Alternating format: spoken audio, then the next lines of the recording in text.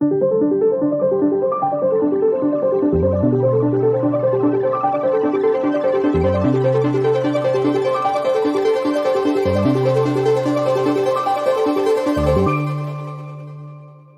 hi there, and welcome back to Psychiatry XR, where we're on a mission to inspire worldwide conversations and innovation around the use of extended reality in psychiatric care. I'm your host, Kim Bullock, and I'm a clinical professor and XR researcher in Stanford School of Medicine. I'm board certified in psychiatry, behavioral neurology, and neuropsychiatry, as well as lifestyle medicine. Thanks for joining me on this journey as we are discovering together how XR technology is influencing the field of psychiatry and mental and behavioral health care. Please note that this podcast is distinct from my own clinical teaching and research roles, and the information provided is not medical advice and should not be considered or taken as replacement for medical advice. I'm so excited to be joined today by a pioneer and leader in the field of clinical psychology and XR for mental health, Dr. Brenda Wiederhold. I am such a fan of hers, and Dr. Wiederhold is a co-founder of the Virtual Reality Medical Center, a California medical corporation, and the Interactive Media Institute, a 501c3 nonprofit. She's a licensed clinical psychologist in both the US and Europe, board certified in biofeedback and neurofeedback, and a visiting professor at the Catholic University in Milan. Her PhD is in clinical health psychology, and she is on the medical staff at Scripps Memorial Hospital in La Jolla and a member of the Pain and Palliative Care Committee.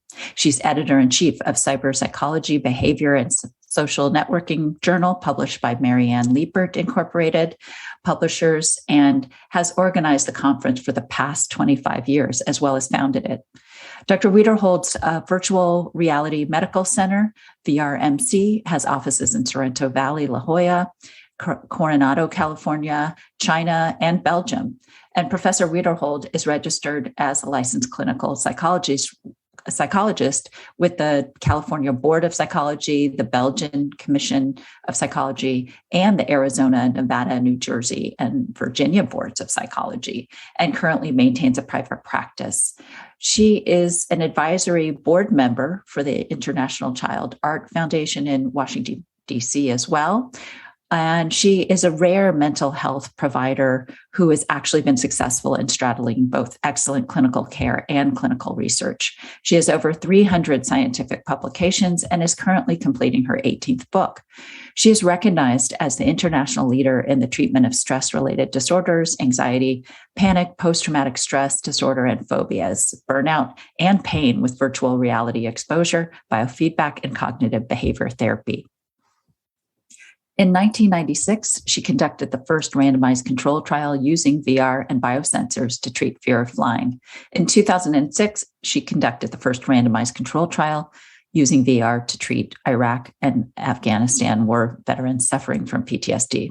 She's conducted over 10,000 VR therapy sessions and given invited lectures and training programs in 29 countries throughout Europe, North America, Asia, and the Middle East. Professor Wiederhold works to inform and educate policymakers, funding agencies, world leaders, and scientific community and the general public about the transformational impact of technology and how it can affect healthcare.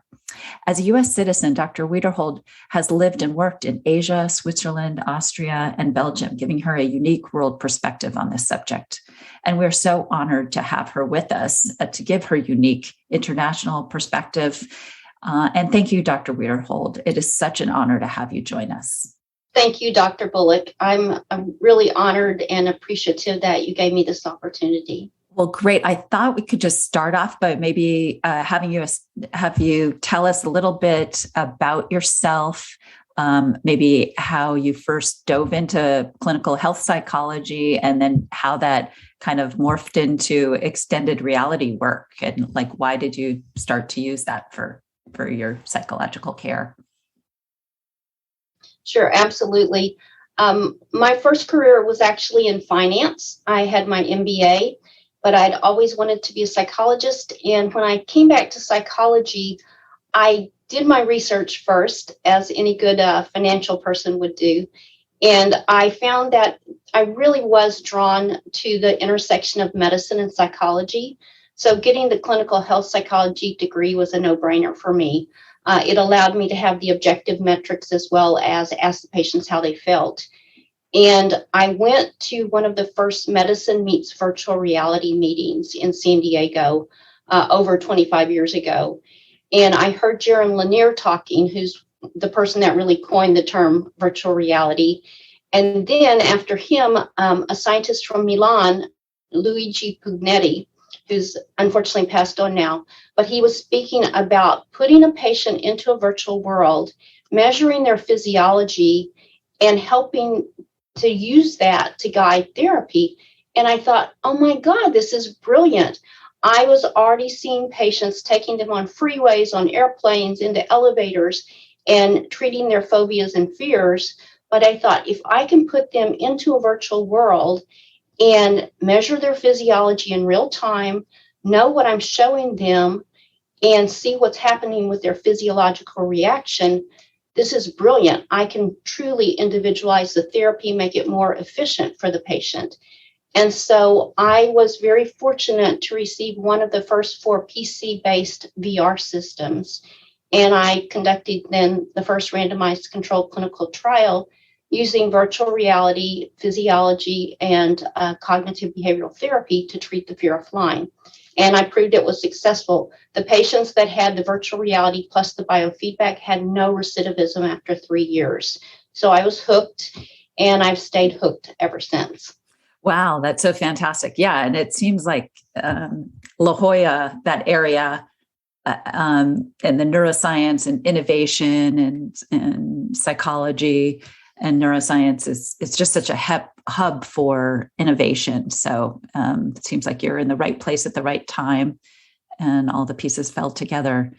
So, as an international leader now in psychology, where do you think you're such a Renaissance woman here, doing so many things, wearing so many hats? Where do you think your work has had the most impact? I think my work has impact for everybody's life that it touches, whether it's through training programs or treatment.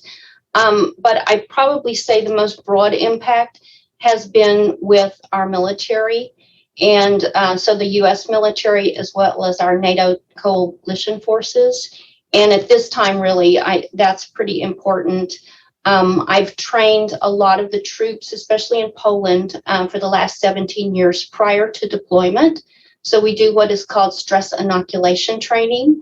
And then we actually have sent systems, virtual reality systems, in theater with the troops, with the U.S. troops and some of the Navy psychologists and psychiatrists. So we do in theater treatment, which is, we have higher success rates when we do that. And then post-deployment, we also treat chronic pain and PTSD once the troops return. We've done that again throughout Europe and throughout the U.S. in both active duty military as well as our veterans. And we were very fortunate to be funded by NATO to train therapists from 24 different countries on how to treat their troops, as well as how to train their troops better so they didn't have the PTSD post-deployment. And we've been fortunate to do that, continue to do that under the nonprofit. We are an APA accredited training program. So that's probably the most reach we've had. So a couple of other things. In 2003, I published a workbook talking about our protocols and how you could use those. So patients could use it just to understand how they could start using tools to help themselves. And therapists could also have that to use to understand how to incorporate this into their clinical pathways. And that's been translated now into 7 languages, so it can help more people. A second thing, Giuseppe Riva and I, Professor Riva from the Catholic University of Milan, when COVID started last year, we created something called the Secret Garden. And it is a guided meditation through 3D world. We put that free on the internet. It's now in 14 languages, and we have 2 more languages coming online in the next month. And we've done a trial with 4 different countries in Europe showing that it reduces depression, anxiety, and stress during COVID. So I think that's going to continue to have a broad reach and, again, freely available for anyone to use. Amazing. That is so wonderful. Yes. So a lot of impact in multiple areas. So do you think there's differences in how your work has been received in industry or academia or different countries, since you're so kind of multidisciplinary and multi-location in a sense, and you're in so many different silos working with different organizations? Is there anything that you've noticed in differences in how people receive things or are impacted in the work you've done? Or I believe until the last few years, what we've really seen is that virtual reality was not being picked up by the private sector.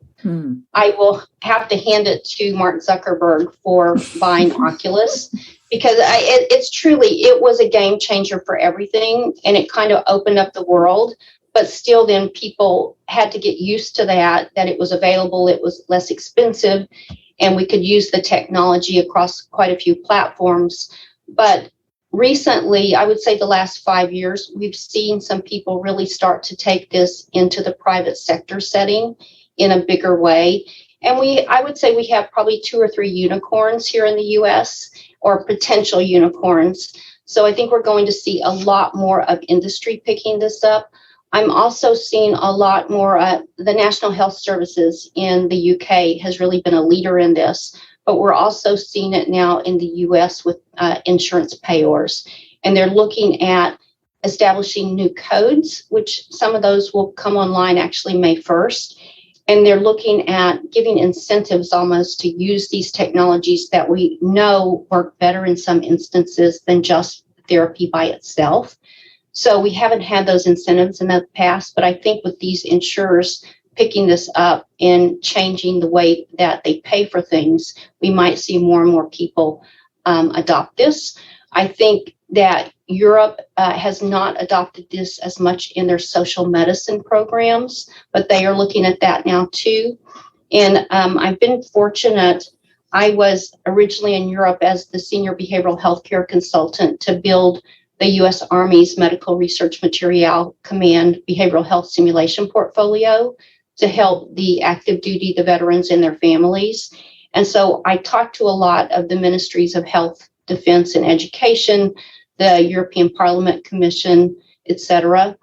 And I know everybody's on board. We've all just been trying to figure out how to use this, and I think it's starting to come together now. So I'm very hopeful for the future. Got it. No, thank you. That distinction between the public and the private sector, that's a really good observation I hadn't thought about. Interesting. Okay.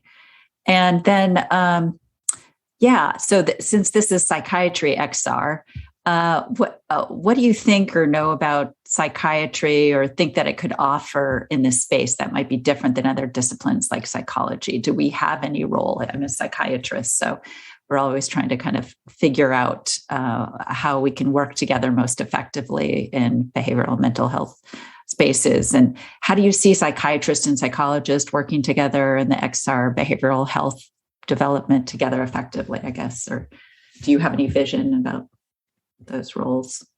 I actually do. And Dr. Bullock, I think that you are a critical piece to this. I think psychiatrists definitely have a role to play. We've actually done within our own clinic and our own organizations studies combining virtual reality therapy with pharmaceuticals. And we find that in some cases it works better than just the virtual reality and the CBT by itself. So I think as we see things like ketamine and other things come online, we're going to definitely need the psychiatrist. And, a lot of psychiatrists like yourself don't just give meds. They do therapy. They really treat the whole person. And so I think we need that medical expertise that not all psychologists have. And I think we work hand in glove. And I think, we've even at our clinics and in our research programs, we've had the computer scientists and the computer programmers and the graphic artists and the subject matter experts and the clinicians and the end users, whether that be a person, a teen smoker or an autistic child or a veteran coming back from Iraq and Afghanistan. We've had them involved in the development. And I think we all provide some unique knowledge and skill sets when we start developing these worlds. So we need to be involved in the ethics, in setting the standards, as well as in doing the research and conducting that research. Because I'll tell you one quick example. I had a wonderful, wonderful biomedical engineer as a postdoc, and he helped me do a study on fear of blood and needles.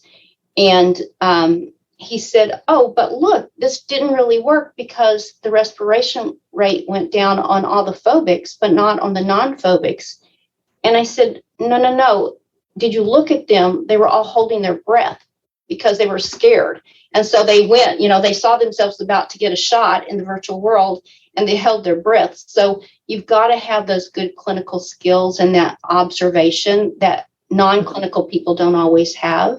But again, we all bring a different piece and a different knowledge set. So I think it's good to work together. Yeah, I'm really curious about what interventions with medicine. What's your experience where using medication with XR was more effective than using it each one alone? Yeah, I did a study in Basel when I was living in Switzerland at University of Basel. And we gave one group of the patients cortisol before we put them into the virtual reality Heights environment. And they actually had more effective treatment in a shorter time than people who did not get the cortisol. We've also here in our clinic in San Diego looked at what happens to a person's cognitions and reaction times when they use allergy medicines. And we did this study for a pharmaceutical firm that was looking at taking some of their medications on over the counter for consumers. And we found that some of the medicines had no cognitive or reaction time effects.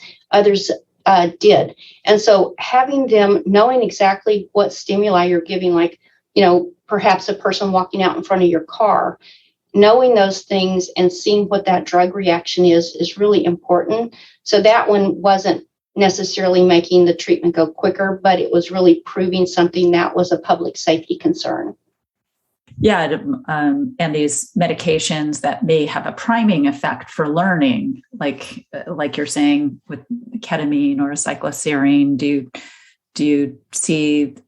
Yeah, what's your thoughts on any of these medications that might accelerate the learning curve or desensitization or habituation? Do you think that there are medications that will do that?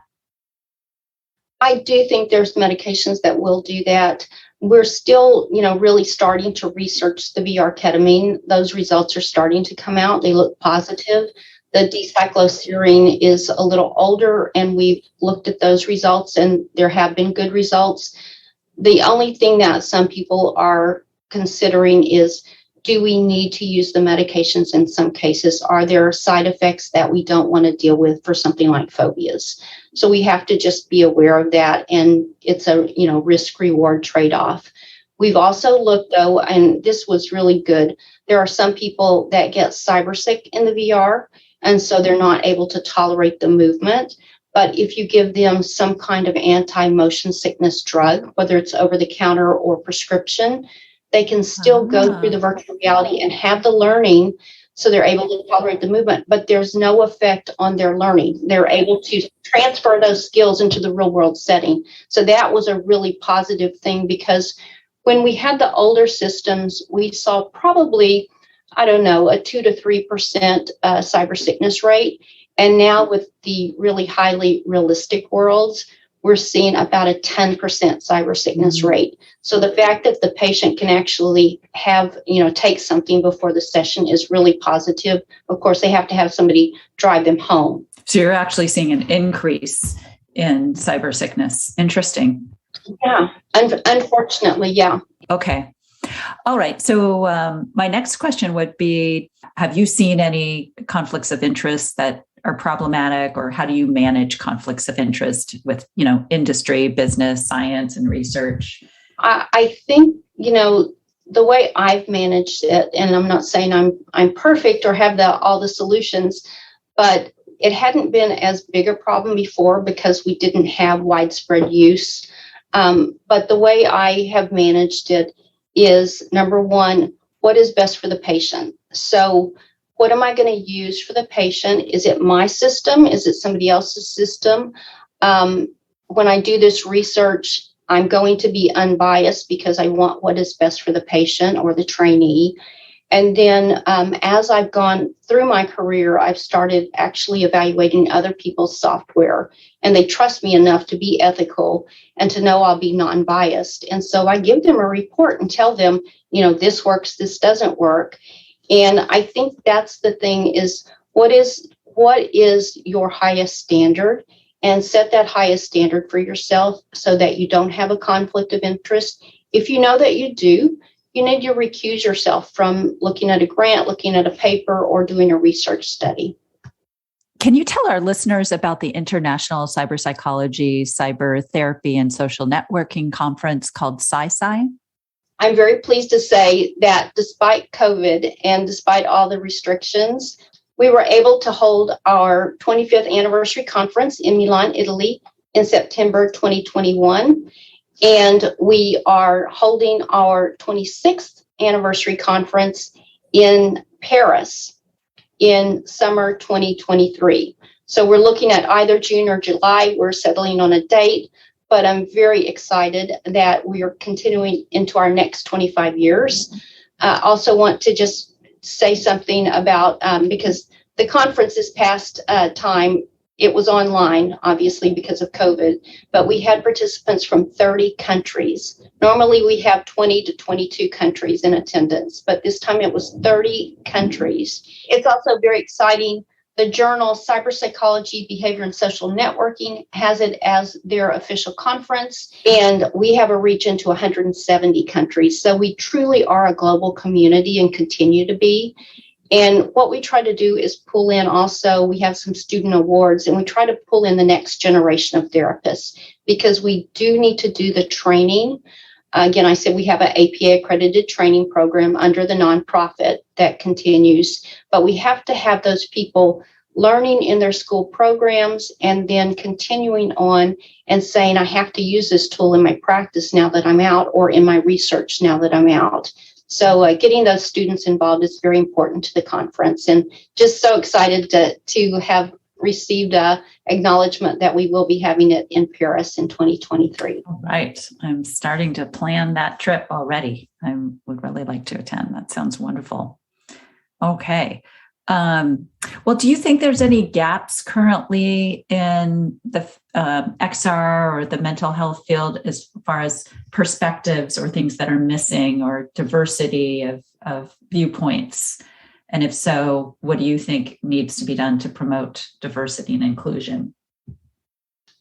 So, as I said, we've always been a very international community. And I would say, even from the start, probably 50% of our participants have been women. So in that respect, we've really had a pretty good gender balance. One thing we did with our conference, which I think helped to even broaden the field more, we actually held the conference at a historically Black college and university, Norfolk State University. And because of that conference being held there, it opened it up to a lot of people that didn't know about this field as much. But it also helped them as a stepping stone to start a new master's in cyber psychology, so that they started to train therapists that could work with more diverse communities. And I think that's so important. We've also seen an uptick in people starting to use the technology for neurodiverse individuals. So people with brain injury, people with autism or on the spectrum. And I think opening it up to people that are able-bodied, but we've considered disabled in the past, but different kinds of diversity has been important and something that our community has always done. I've always had colleagues, probably just as many, if not more, colleagues from Europe that are close colleagues, and we've held a lot of studies that were done in, for instance, Canada, the US, Korea, and Italy, and shown, what are the cultural differences? What do we need to do differently with this software? Are these protocols for the different cultures, or how can we use these cross-culturally? So I think we've done a lot, but I think we can always do more for inclusion and diversity. Yeah. What do you think is the biggest challenge in the XR industry right now, in behavioral health and XR? Good question. So I think there are probably a few challenges we still have yet to overcome. I don't think they're insurmountable, but I think we haven't overcome them yet. The first is the training. Again, I think that psychologists, psychiatrists, mental health professionals in general need to start learning these skill sets in their programs, whether they're master's level or PhD programs or MD programs. But we need to start putting these tools into school training programs. We also need to have people give them some incentive. And that's probably the second challenge, is getting this paid for. And those new codes that are starting to come online, I think will help with that. We have a lot of the systems being validated, but we still need to do that too, because I know my interns as well as my patients, they come in and they're kind of confused by a lot of these digital therapeutics and VR systems coming online. Not everything has been validated. Not everything works well enough to give it to the patient or have them use it at home. But as we set up these standards and these protocols and start the validation process, I think that more and more people will start using it and feel comfortable giving it to their patients. I think probably just really having the therapist in the loop. I would encourage people in the mental health profession to really seek out technologists and work with them, because I think having us in the loop is a very important piece of the puzzle, because we are going to have the patient's best interest in mind instead of just pretty pixels. It's not just pretty pixels. It's what cues are in the environment. Yeah, very wise words. Yeah, I think this best practice is, establishing that. But you're right, getting the payers on board will kind of get the train going and maybe motivate us to really create those best practices. Okay, well, in 100 years, if you had a magic button, what would you like to see extended reality being used for, or what do you see in the future ahead? I'm not a Facebook employee or consultant, but I'll have to give another plug to Mark Zuckerberg. I think the idea of the metaverse, no matter who does it, what company or person does it, I think we'll all have a part in it. But I think it's going to be a game changer. And it's not going to happen overnight. It's not going to happen in the next year or two. We've had pieces of it in the past, obviously, with Second Life and worlds like that, worlds that preceded Second Life. But I think being able to go into that world with our patient is going to be very powerful. It's going to enable us to see people that can't come into the office, even after COVID's over. We're going to have people that, for whatever reason, because they're in a rural setting or they're disabled, they may not be able to come into the office. We're going to be able to go into the metaverse with them and do the therapy and feel like we're sitting in the room with them. And that's going to help with therapeutic rapport. I think it's also going to bring groups together that can do group therapy, whether it's therapist-led or on their own peer support. But I think it's going to be really the game changer for the next 100 years. And it's going to be enabled by things like biosensors and AI. So it's all going to work together and the pieces will fit together. And we won't have heavy headsets on our head necessarily. Yes, I love that future. Okay. I love it. I love that vision. And I kind of right there with you. I see the same thing coming down the pike. So any last comments to listeners or anything else you think is important for us to be thinking about or talking about? Yeah, you've been so thorough, and I really appreciate your thought-provoking questions. I guess the only thing I would add, because I really think this is what it's all about, is that my patients have always been and continue to be my best trainers and my best teachers. My patients, they may come in with a phobia, or even I had a teenager recently who was on the autism spectrum, And they give me their input. They tell me what they like. They tell me what they don't like. They tell me what I need to change. And they do this because they want to help other people get better. And so they give of themselves. And I just appreciate all the input they give me and the feedback they give me. So I really, really like all the hats I wear, but I really think I learn the most from my patients. Yeah, that's such a good point. That patient-centered design and innovation, I think, too. We can't forget that either. We're trying to get the clinicians in there to have a point of view, but we definitely need, even more so, the patient-centered design thinking. Yeah.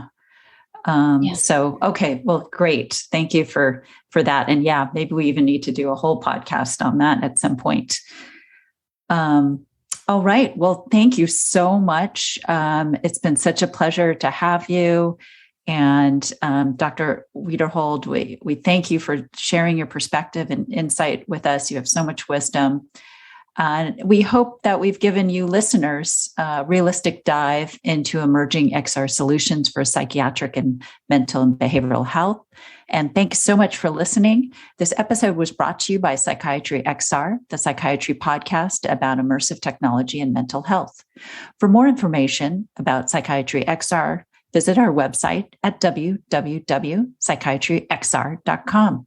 Make sure to subscribe to the podcast and tune in again next month to hear from another guest on XR and psychiatric care. You can join us monthly on Apple Podcasts, Twitter, Spotify, or wherever you get your podcast. Kim Bullock produced this podcast with the help of Faaizah Arshad and Jessica Hagen, and we credit and are grateful to Austin Hagen for music and audio production. See you next time.